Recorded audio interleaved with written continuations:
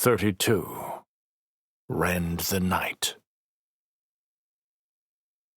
Once sure he was out of sight of the makeshift cluster, Nox ran. Whoever had been left watching him would be hard-pressed to keep up. He pulled on his strength and let it propel his limbs and expand his lungs. His eyes adjusted and made full use of the twinned crescents hanging low, tracking in parallel course across the sky. The thought of Kip back in Tumulcian custody made his throat constrict. He'd promised to keep her safe. He pushed the limits of his speed, his feet tearing at the dirt road beneath him. It had to be the commander. Who else would know of his debt to the child? The slope of the road leveled, and he looked to the sky. The silvered moons hung vibrant, and the stars bright. No clouds or fog clung along the ground to conceal his approach. He pushed off anyway, and let the cool night air envelop him. Let them see me coming. The ruins of Ricken lay silent, but for smouldering piles. The Brecca long since moved on elsewhere.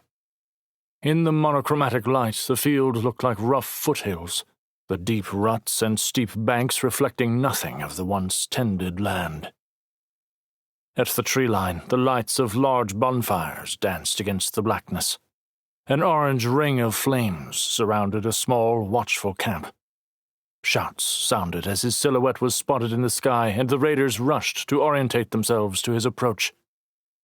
Energy weapons crackled to life as he landed and strode toward the camp, his hands held high in surrender, club at his belt. "Release the girl and the woman you have taken," he called out. His voice echoed off the wall of trees behind the camp. Those within the ring shifted uneasily, but said nothing. "No one needs to die here tonight. Release them and you will see the dawn." More shuffling and silence. He pulled the club from his belt, and a murmur of apprehension rolled through the group. At a quick count, there appeared to be only 30 or so within the flame-walled gathering, but he had no doubt the trees held a larger contingent of the Tumulcian army. If he started killing before he knew where Kip was, she and Maven could be easily shifted out of his reach. No one in the group made a move. "Show me the girl," he snarled. The throaty shout leaked desperation, but he stalked forward, undaunted. Those closest to the front edged backwards, but held the line. As he neared, he could make out their faces by the firelight. Wide eyes and sweat-dotted foreheads despite the cool night. Others sniffled, or let silent tears track down their faces. These were not the raiders he had faced earlier. Little physically differentiated the peoples of the Tumult and Mercurial. All were diverse in aspect and appearance, all born of the same spark, but to different gods. The raiders often wore pieces of plated leather armor, and sometimes adorned their hair with carved pieces of polished wood. None here wore either. These are not Tumulcians. He caught the eye of a man nearest him. "Who are you?" The man remained silent, fear exuding from him in almost tangible waves. Nox narrowed his eyes and looked from person to person within the camp. Without exception, they all shared a common expression of pained terror. "Have you seen a young girl?" he echoed again. "Tell me, I can help you." A peal of laughter sounded from behind the rows of makeshift soldiers. "Which vow will you honor, Overseer? Which innocent life are you willing to sacrifice?" Nox lowered his club and clenched his jaw.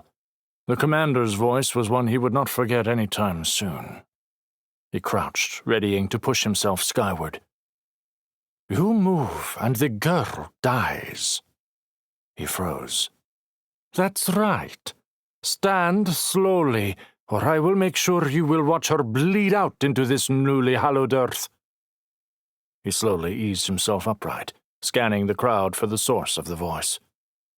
"Better," she cooed, still obscured from sight. "Now remain still as my people properly bind you, and the girl may survive the night." A group of 8 burly men pushed their way forward through the lines of those pressed into service. "If you hurt her, nothing will keep me from tearing you apart." Another peal of laughter. Oh, I have no doubt you would try, but for her sake, kneel. Knox looked at the would-be soldiers before him. They returned his gaze, reflecting the same horror and impotence he felt, no doubt all held hostage by similar threats of harming those they loved. His mouth flattened even as he dropped to his knees. "Let me see her." The raiders pushed forward, energy weapons extended. Knox stopped them with a look, his hand hovering at his belt. Their eyes fixed on the gnarled root and froze. His work here and in Beryl had obviously left an impression. Impression? He glanced at the club as the name settled. His lip curled at the thought of the work impression would soon attend. "Show me the child and the woman, and I will surrender. If you don't, this field will become your burial plot." "You would murder your own people. Innocents," she taunted. "I think not, Overseer." "Collateral damage is acceptable." He grimaced as those standing around him deflated, further robbed of any hope they held. "Ah, the integrity of an overseer. Lucky for each of you, the earth is a much more giving mother. I will not throw your lives away so easily." Her voice sounded from beyond the ring of firelight. Knox squinted, trying to make out her figure in the darkness. "Give me a vow, Overseer, and I will release the girl." Knox furrowed his brow. A vow? She wanted his loyalty? "An exchange, you for her. I'll honor it if you secure it." His face cleared. Not loyalty. Assurance. This he could give. He was thankful for the cover of night to hide his misgivings. To protect Kip, he would do almost anything. "The woman as well," he countered. Silence met him for the space of several heartbeats. "She's not a part of this bargain." Knox moved to stand, and the men around him jumped back. A shrill scream cut through the night, followed by whimpering. "Kip!" Heat boiled under his skin at the sound. "Your bones will be dust! Kneel! She'll be dead before you take a step. I don't think you want that. Do we have an agreement?" "Forgive me, Maven." He dropped to his knees and looked through the lines of conscripts. "Give me someone else. The girl needs a guardian." A boy not much older than 14 stood between a haggard-looking woman and man. "That boy, there." He pointed through the group. The woman looked up, hope filling her face. "Fine." The commander huffed and muttered orders to her raiders to pick the boy out. "Now, the oath." Knox gave himself a moment to carefully select the words he would use. "If you release the boy and the child, unharmed and unrestrained, and leave them free to go where they wish, I will surrender to you tonight." "Swear it on the sky." "By the sky I swear this." His stomach twisted even as he contemplated abandoning the vow. Into the light of the furthest fire, the commander pushed Kip forward.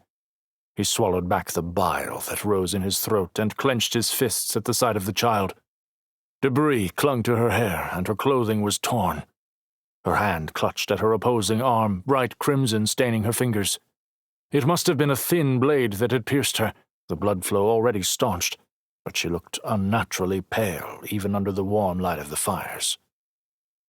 Knox stood on reflex and reached for his club. He would kill this woman without a shred of regret. A violent wave of nausea washed over him.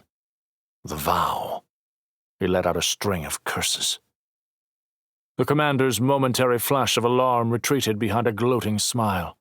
You should know better. This damage was done before your oath." He narrowed his eyes, biting back a growl. "You will regret ever laying a hand on her." "Aislinn, she has handled much worse and come through." He would have rushed the commander right then if Kip had not struggled from her captor's grip and darted forward between a break in the boundary fires and crashed into him. He caught her in his arms, and she clung tight. "Are you okay?" he asked, her face pressed flat into his chest. He peeled her back to look at the wound on her arm. As he suspected, while deep, it wasn't long, and the bleeding had stopped. She nodded. He tucked her head into his neck, whispering his apologies. "I'm going to fix this.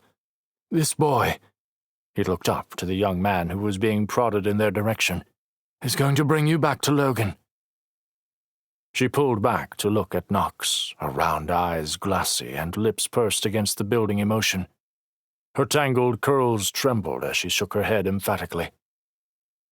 A claw of regret tore its way into his heart, wishing he could scoop her into his arms and walk away from everything. He tucked a stray curl from her forehead and kept his voice low. "I'll be okay. I need to stay and make sure no one else gets hurt, and help Maven. When I'm done, I will come back." She tinted her brows, clearly unsure. "Trust me." He brushed a bit of dirt from her face and stood. The boy had looked beaten down in the line, but now had a new fire burning behind his eyes as he stepped up. "Your name?" "Sam. I'm trusting you to get her to safety." "I won't let you down, Overseer." "Good," he said. "Find a man named Logan. Do you understand?" The boy nodded mutely. "You know where to go, right?" Kip dipped her head once. The solemn gesture on her tiny frame sent a fresh wave of anger washing through him as the guards opened a path for the two children into the night. Sam cast a look back at his parents before reaching for Kip's hand. She ignored the offer and tried to squeeze Knox's legs one last time. He used one arm to hug her back and then flipped one of her half-undone pigtails. She looked up at him. Knox pasted on a reassuring smile. "I'll see you soon, okay?" She returned the smile, tentative as it was, and took Sam's hand. By the firelight, the crowd of conscripts and raiders alike watched the two children walk into the night. "Bind him," the commander ordered, still standing at the far edge of the firelight. The group of bolt-wielding raiders converged on him once again, and this time Knox let them bind his arms with thick manacles behind his back. One of the raiders took his club from his belt. Knox glared at the man. Thick features were obscured by an aggressively clipped beard, trying to bring sharp lines where there were none. The soldier retreated and handed the weapon to the commander. "You may regret taking that," he said. The commander laughed and clipped impression to her own belt, making a snide comment into motion. Some gloated and chuckled along with their leader, but a few watched Knox nervously. The commander strode through those pressed into her service with her chin tipped to the night, making a show of closing the distance between them without fear. He clanked his hands together behind his back, testing the bond. The manacles, while thick, would provide little resistance once his oath no longer held him. "At dawn, I'll be released." "Feeling brave now, I see," he goaded. The commander sniffed as she came to stand before him. "I'm not a fool. You overseers are not without your skill, as you proved in battle, which makes me all the more glad we could come to an arrangement." She was as tall as Knox and stood looking him directly in the eye. The braids she wore were similar to the first time he saw her, but this time the three were knotted in an intricate pattern atop her head. Her dark eyes measured him, even as a taunting half-smile formed. She reached into a pouch at her waist. "Even if it is only for tonight." Knox's jaw twitched. She hadn't missed his wording. The commander laughed as she held up a device for him to see. A smooth metal pod that fit within her palm. With a gentle squeeze of her hand around the oblong sphere, energy crackled to life along the manacles and arced into his body.